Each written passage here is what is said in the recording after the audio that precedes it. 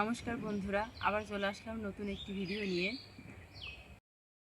আজকে আমরা নিয়ে এসেছি কি লাউ।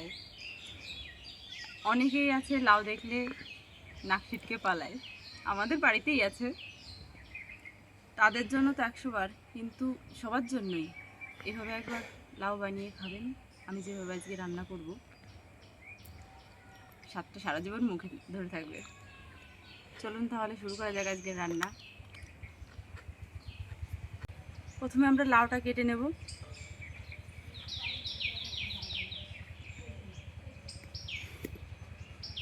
কুচি লাউ,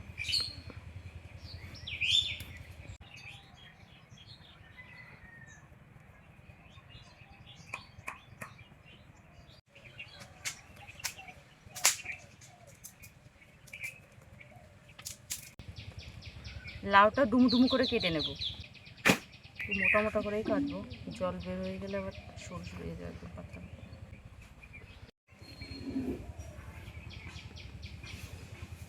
এরকমভাবে লাউটা কেটে নেব, ডুমু ডুমু করে কেটে নেব।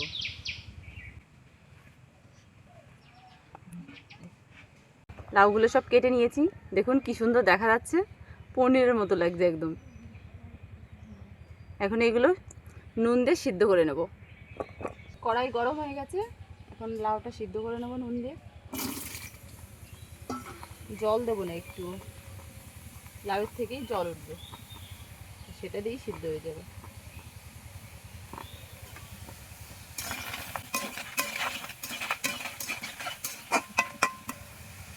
ঢেকে দেবো, ঢেকে ঢেকে সিদ্ধ করে নেব। আজকের রান্নার উপকরণ এখানে নিয়েছি সাদা সর্ষে, আর এদিকে আছে মেথি। এখানে কাঁচা লঙ্কা নিয়েছি, এটা টক দই, এটা সর্ষের তেল, এটা নারকেল কুড়িয়ে নিয়েছি, আর এটা ঘি। এইগুলো আজকের উপকরণ। আজকের রান্নায় কারি পাতা লাগবে, ওই জন্য গাছের থেকে ছিঁড়ে নিয়ে যাচ্ছি। একটু বড় বড় দেখে ছিঁড়বো, দুটোতে হয়ে যাবে, এই দুটোতেই হয়ে যাবে।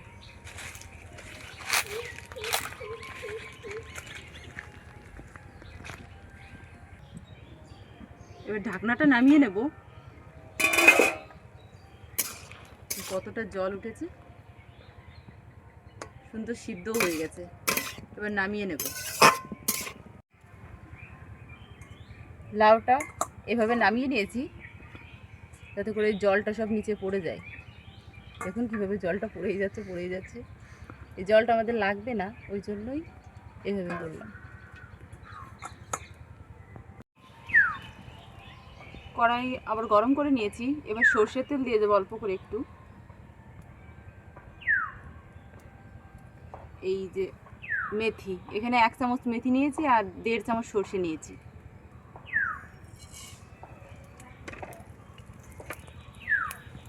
আর ওই যে কটা কাঁচা লঙ্কা নিয়েছি, লঙ্কা স্বাদ অনুসারেই নেবেন। এগুলো একটু ভেজে নেব। এবার এগুলো বেটে নেব আমি শিলনোড়ায়, একদম মিহি করে বেটে নেব।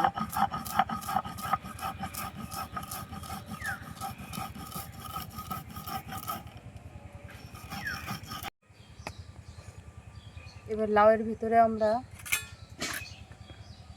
নারকেল কোড়া দিয়ে দেবো। এবার দেবো টক দই, ভালো করে ফেটিয়ে রেখেছিলাম। একটু লবণ দেব, আর এই মশলাটা দেব, আর একটু চিনি।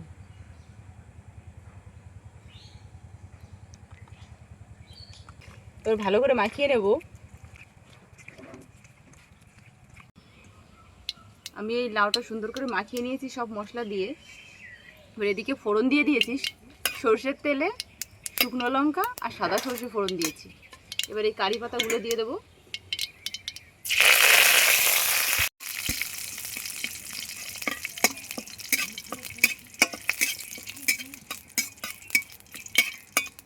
এবার এই মাখানো লাউটা দিয়ে দেবো।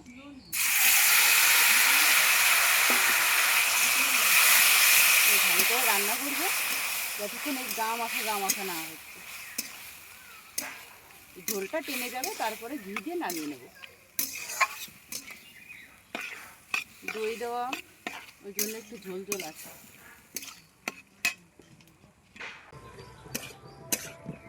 ঝোলটা শুকিয়ে গেছে, এখন ঘিটা দিয়ে দেবো। জমে গেছে,